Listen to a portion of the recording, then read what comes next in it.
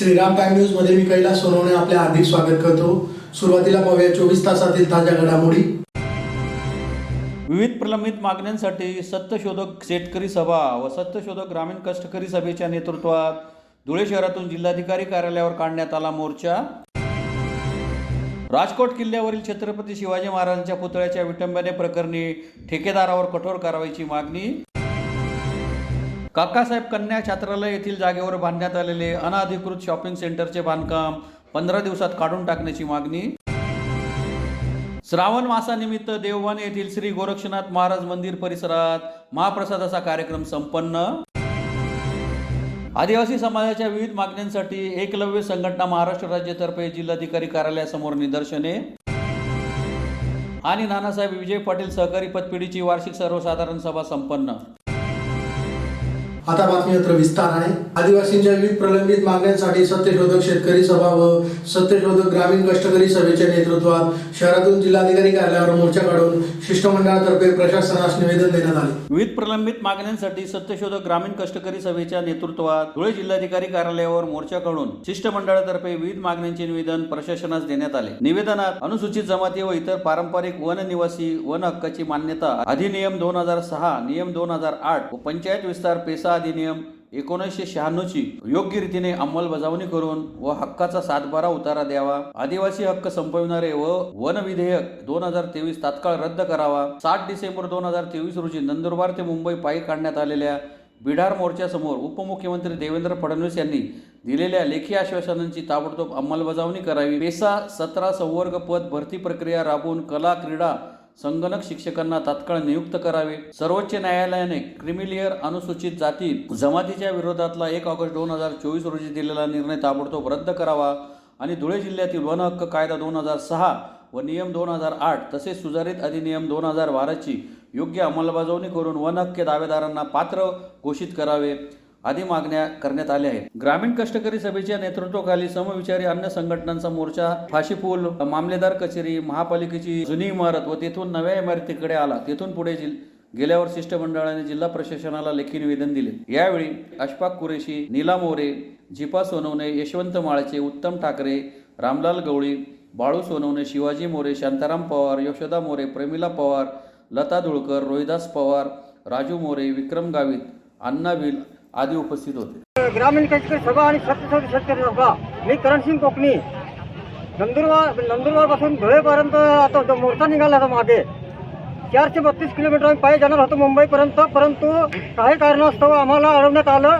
आणि नागपूरला गेलो। आम्ही देवेंद्र फडणवीस बोललो की अनुसूचित जमाती व इतर पारंपरिक वन हक्काची मान्यता जे 2000 सुधारित कायदा 2006, 2008, 2012 तो सुधारित कायदा व्हायला पाहिजे आणि सर्व प्रत्येक शेतकऱ्याला स्त्री पुरुषांना ज्यांनी दावा दाखल केला त्यांना 7/12 मिळाला पाहिजे होता आणि त्याची चौकशी अजूनपर्यंत अंमलबजावणी झालेली नाही। ती अंमलबजावणी आम्हाला कागदपत्र मिळालं पाहिजे आणि जो बदलापूर या ठिकाणी बायांवर पुरुषांवर अत्याचार होतो त्यांना शिक्षा मिळाली पाहिजे। तसेच पीक पेराई मिळाली पाहिजे आणि सर्व शेतकऱ्यांना आम्हाला पीक विमा मिळालं पाहिजे 2018 मधली। नंतर तसंच आत्ता पण आता जो पावसाळीमध्ये निळा दुष्काळ पडलेला आहे तो दुष्काळ जाहीर करून आम्हाला भरपाई मिळाली पाहिजे। शेतीमध्ये जमीन सपाटीकरण पाहिजे, विहीर मिळाली पाहिजे, जमीन मिळाली पाहिजे, बांधबंदी शेततळे मिळालं पाहिजे आणि पीक विमा करून सगळी आणि मोजणी होईल ती मोजणी होऊन पाहिजे, जीपीएस मोजणी व्हायला पाहिजे। सगळ्या काय ज्या मागण्या आहेत जिल्हा पातळीवर तालुका पातळीवर त्या मागण्या पूर्ण व्हायला पाहिजे, त्याची अंमलबजावणी व्हायला पाहिजे। एवढंच मी बोलतो। लाल सलाम सत्य जय हो। सत्यशोधक ग्रामीण कष्टकरी सभेच्या वतीने कॉम्रेड नीरूलाल पवार 7/12 डिसेंबर 2023 जो माननीय मुख्यमंत्री देवेंद्र साहेब यांच्या नेतृत्वाचे आम्हाला लेखी आश्वासन दिलं होतं, त्या आश्वासनाचा आजपर्यंत जवळजवळ 8 महिने उलटून त्याच्यावर एकही आदिवासीला किंवा स्थळपाहणी आणि ज्या ठिकाणी उपसमितीच्या स्थळपाहणी आमच्या या साध्या मागण्यात आजपर्यंत एकाही आदिवासीला 7/12 न देता त्याच्या बाहेरून आलेल्या कंपन्यांना 7/12 देतात। आणि आता जो मोदी सरकारने 2023मध्ये जो नवीन वन विधेयक आणला आहे त्या नवीन वन विधेयकमध्ये जर आदिवासीयांनी झाड तोडला तर त्याला 50,000 रुपये दंड आणि जर कंपन्यावाल्याने तोडलं त्यांना दंड नाही आणि शिक्षा नाही, अशा प्रकारे जो नवीन कायदा आणला आहे तो नवीन 2023 रद्द व्हावा आणि आजच्या या चर्चेमध्ये जो अंतिम निर्णय आदिवासीला 7/12 मिळत नाही तोपर्यंत आजच्या या काय होतं त्या मुख्यमंत्र्यांनी दिलेल्या निवेदन आश्वासनाचे प्रलंबित दावे हे सगळ्यांची स्थपाण्यांची पेचमोजणी व्हावी यासाठी आमचा तहसीलदार. सिंधुदुर्ग जिल्ह्यातील मालवण येथील राजकोट किल्ल्यावरील छत्रपती शिवाजी महाराजांच्या पुतळ्याच्या विटंबने प्रकरणी ठेकेदारावर कठोर कारवाई करीत फाशीची शिक्षा द्यावी व राज्यातील सर्व महापुरुषांच्या पुतळ्यांचे व स्मारकांचे स्ट्रक्चरल ऑडिट करावे या मागणीसाठी राष्ट्रवादी काँग्रेस अजित पवार पक्षातर्फे जिल्हाधिकारी कार्यालयासमोर निदर्शने करीत निवेदन देण्यात आले. सिंधुदुर्ग जिल्ह्यातील मालवण येथील राजकोट येथील छत्रपती शिवाजी महाराजांच्या पुतळ्याच्या विटंबने प्रकरणी ठेकेदारावर कठोर कारवाई करीत राज्यातील सर्व महापुरुषांच्या पुतळ्यांचे व स्मारकांचे IIT मुंबई या संस्थेकडून स्ट्रक्चरल ऑडिट करावे या मागणीसाठी राष्ट्रवादी काँग्रेस अजित पवार पक्षातर्फे जिल्हाधिकारी कार्यालयासमोर निदर्शने करून निवेदन देण्यात आले आहे. निवेदनात म्हटले आहे की सिंधुदुर्ग जिल्ह्याच्या मालवण येथील किल्ले राजकोट येथील छत्रपती शिवाजी महाराजांचा पुतळा कोसळून विटंबना झाली. याबाबत राज्यातील छत्रपती शिवप्रेमींमध्ये तीव्र भावना आहेत. छत्रपतीच्या पुतळ्याच्या विटंबनेची घटना महाराष्ट्रासाठी भूषणावह नाही. हा महाराष्ट्राचा अपमान आहे. छत्रपती शिवाजी महाराजांनी सर्व जाती धर्माचे 18 पगड जाती 12 बलुतेदार समाजाचे आराध्य दैवत आहेत. त्यांचा झालेला अपमान सहन करता येणारच नाही. त्यामुळे पुतळ्याच्या ठेकेदाराला फासावर लटकावा तसेच राज्यातील सर्व महापुरुषांच्या पुतळ्याचे व स्मारकांचे IIT मुंबई या नामांकित संस्थेकडून स्ट्रक्चरल ऑडिट करून घ्यावे अशी मागणी निवेदनात करण्यात आली आहे. यावेळी शहर जिल्हाध्यक्ष कैलास चौधरी, जया साळुंके, इम्रान पठाण, ज्ञानेश्वर माळी, रणजित वाघ, संतोष केदार, नजीर शेख, समीर खान, संजय आयरे, नरेंद्र आयरे, नितीन पाटील, ज्ञानेश्वर माळी, महेंद्र शिरसाट, राहुल पोळ, रवींद्र आगाव, गणेश धुळेकर, सोहल काजी, गोपाल देवरे, उमेश महाले, पंकज वारसकर, रोहन पोळ, शिकेश साळुंके आदी उपस्थित होते. छत्रपती शिवाजी महाराजांच्या पुतळ्याची जे विटंबना झाली आहे त्याबद्दल आम्ही कलेक्टर साहेबांना निवेदन द्यायला आलो होतो आणि त्या ठेकेदारावर 302 प्रमाणे गुन्हा दाखल होऊन त्याला फाशीची शिक्षा देण्यात यावी आणि महाराष्ट्रभर जे पुतळे आहेत त्याचं स्ट्रक्चर ऑडिट ह्या योग्य त्या एजन्सीकडून करून घ्यावं अशी मी कलेक्टर साहेबांना विनंती केलेली आहे. धुळे शहरातील काकासाहेब कन्या छात्रालय येथील जागेवर बांधण्यात आलेले अनधिकृत शॉपिंग सेंटरचे बांधकाम 15 दिवसात काढून टाकावे अन्यथा उपोषणाचा इशारा देत लोक जनशक्ती पार्टीतर्फे जिल्हाधिकारी कार्यालयासमोर निदर्शने करीत निवेदन देण्यात आले. धुळे शहरातील काकासाहेब बर्वे कन्या छात्रालय येथील जागेवर शॉपिंग सेंटरचे अनधिकृत बांधकाम काढून टाकावे यासाठी आदेश होऊनही कोणतीही कारवाई झालेली नाही.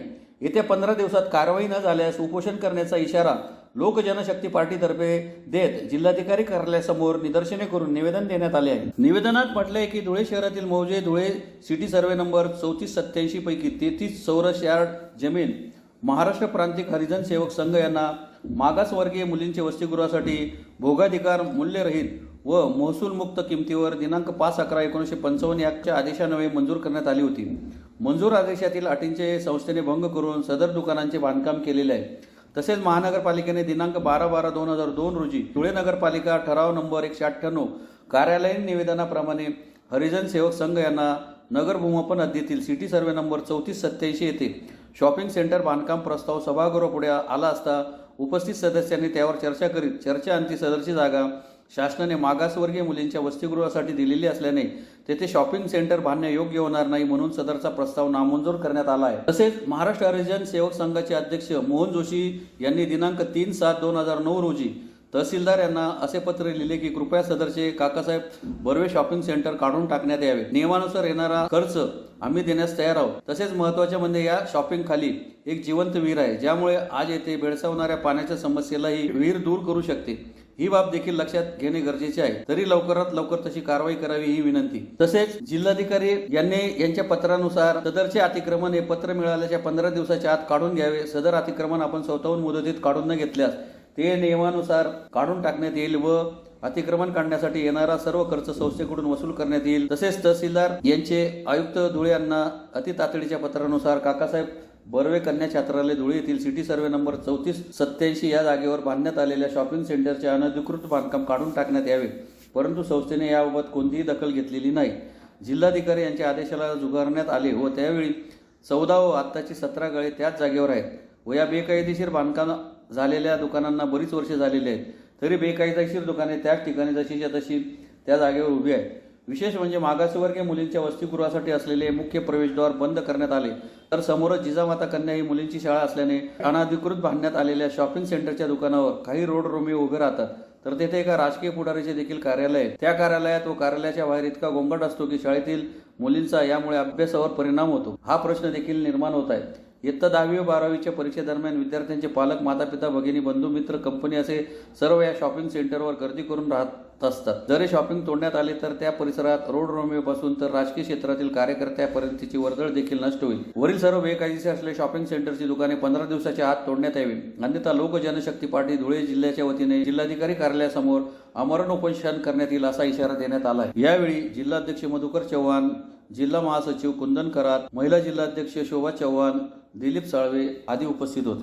दिनांक 28/8 रोजी माननीय धुळे जिल्ह्याचे जिल्हाधिकारी साहेब आम्ही यांना धुळे शहरातील काकासाहेब बर्वे कन्या छात्रालय हरिजन सेवक संघ या संस्थेच्या बाहेरील शॉपिंग कॉम्प्लेक्स बेकायदेशीर बांधण्यात आलेल्या शॉपिंग कॉम्प्लेक्सच्या संदर्भामध्ये एक लेखी निवेदन, तक्रार निवेदन सादर करण्यात आलेले आहे.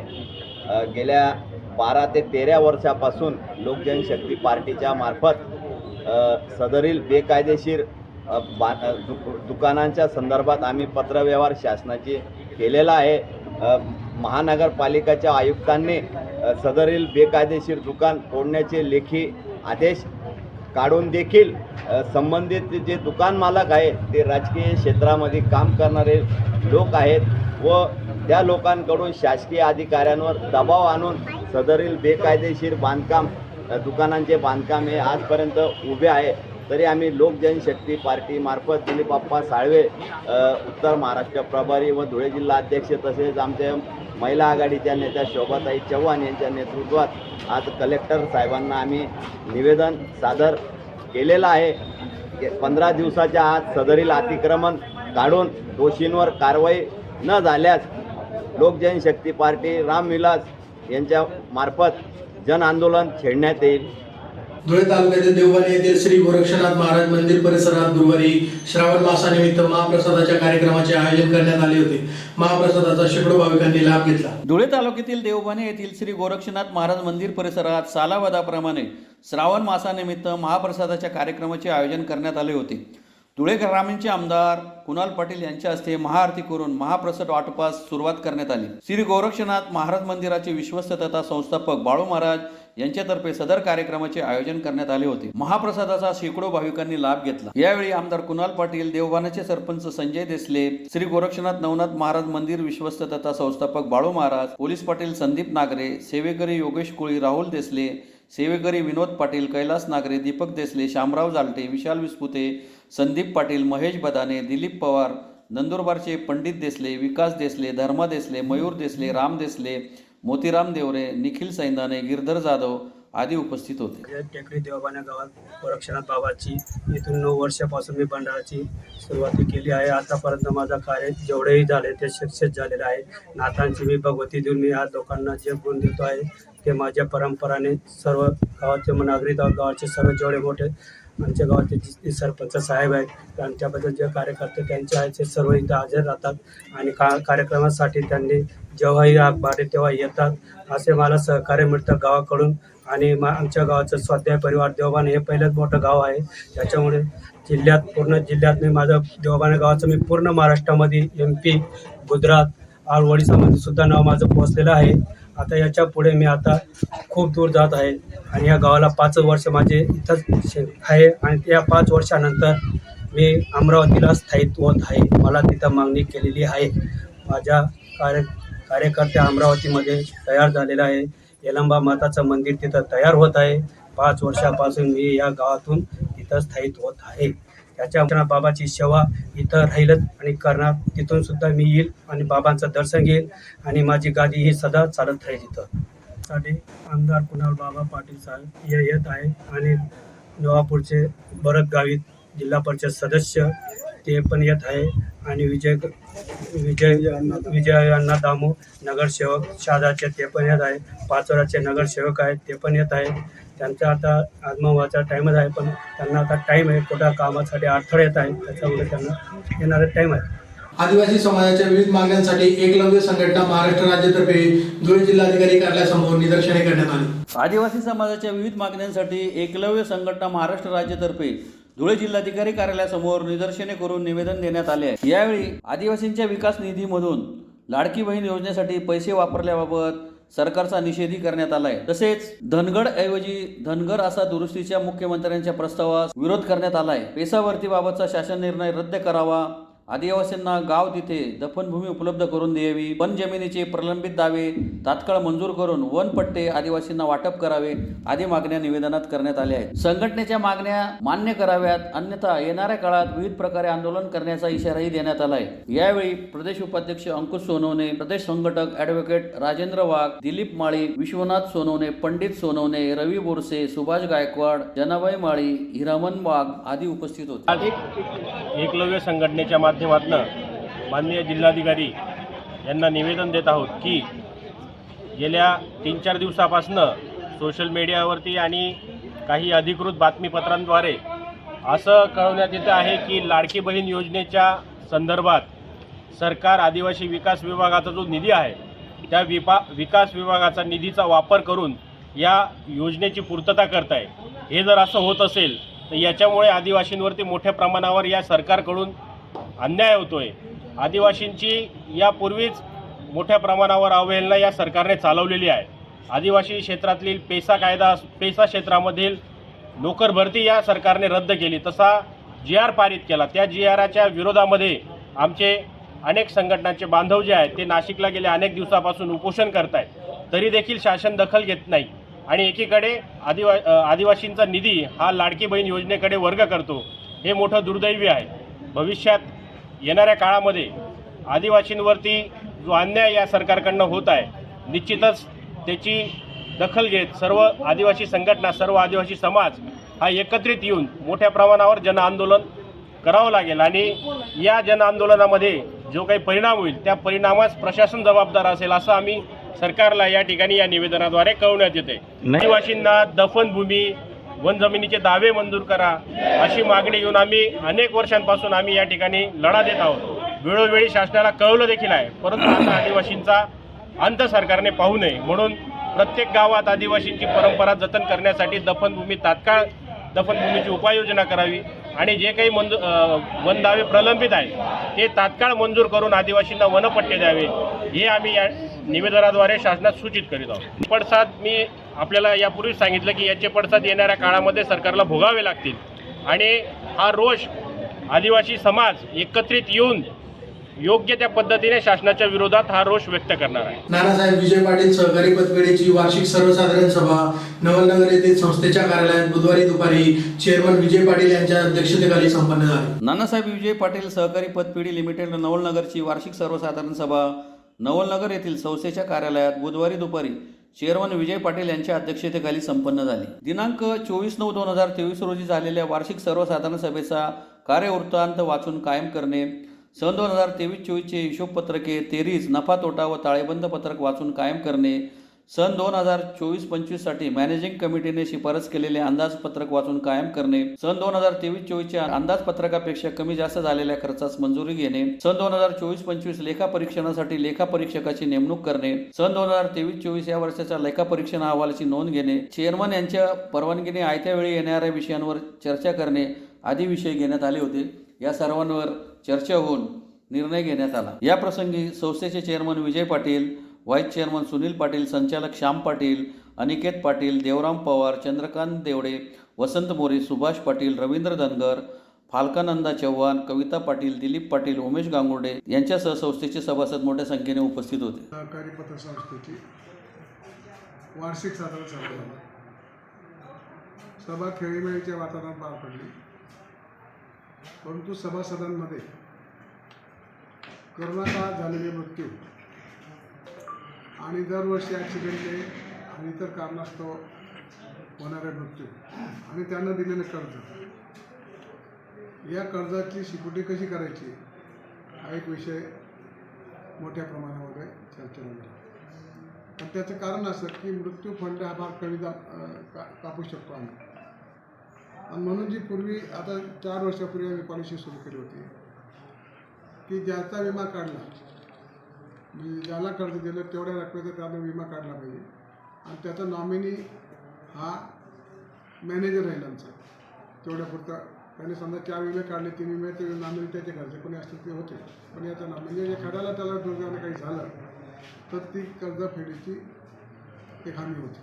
दुसरी हमी आता आम्ही जो शेतकरी कर्ज घेणार असेल त्याला आम्ही विनंती करतो की एक आमच्यातला जो कर्मचारी आहे त्याला तुम्ही जामीनदार म्हणून त्याची एक सही लागते, म्हणजे तुम्हाला फेडायला अडचण आली तर त्याच्याकडनं आम्ही वसूल करू शकतो.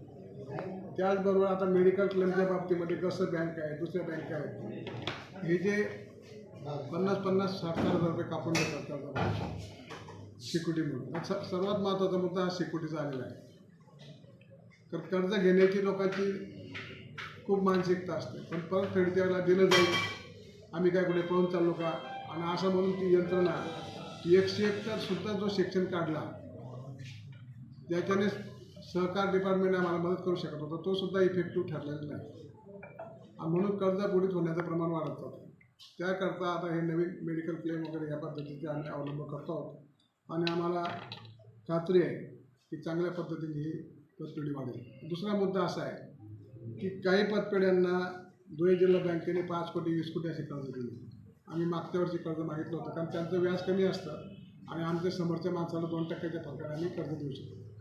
तर ती सुद्धा आज गोष्ट बँकेच्या जनरल मीटिंगमध्ये चेअरमन साहेबांच्या कानावर टाकली आणि त्यांनी पॉझिटिव्ह रिस्पॉन्स दिला आहे की तुम्ही प्रस्ताव द्या, आम्ही तुम्हाला कर्ज बँकेमार्फत किती देता येईल. कारण तुमची हायब्रिड सोसायटी आहे, म्हणजे कर्मचारी आणि सरकारी आपले हे लोक, तर अशा 2-3 गोष्टी त्याच्यामध्ये आहेत. तुम्ही सगळे इथं पत्रकाराला त्याच्याबद्दल धन्यवाद. आणि आमची यावेळेला देखील बिनविरोध निवड झाली, 6 महिन्यापूर्वी निवडणूक झाली. त्याच्यामध्ये काही लोकांची अपेक्षा वगैरे होती संचालक व्हायची, त्यांना समजूत काढल्यामुळे सतत ही 5-50 वर्ष बिनविरोध निवडणूक चालू आहे आणि ही पतसंस्था कर्जदारांना कर्ज देऊन त्याची व्यवस्थित परतफेड करण्यात आली. पुन्हा एक नजर ठळक घडामोडींवर.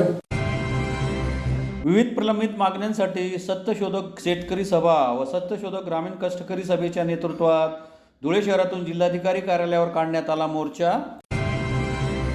राजकोट किल्ल्यावरील छत्रपती शिवाजी महाराजांच्या पुतळ्याच्या विटंबने प्रकरणी ठेकेदारावर कठोर कारवाईची मागणी.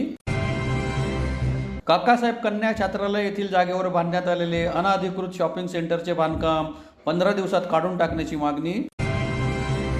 श्रावण मासानिमित्त देववान येथील श्री गोरक्षनाथ महाराज मंदिर परिसरात महाप्रसादाचा कार्यक्रम संपन्न.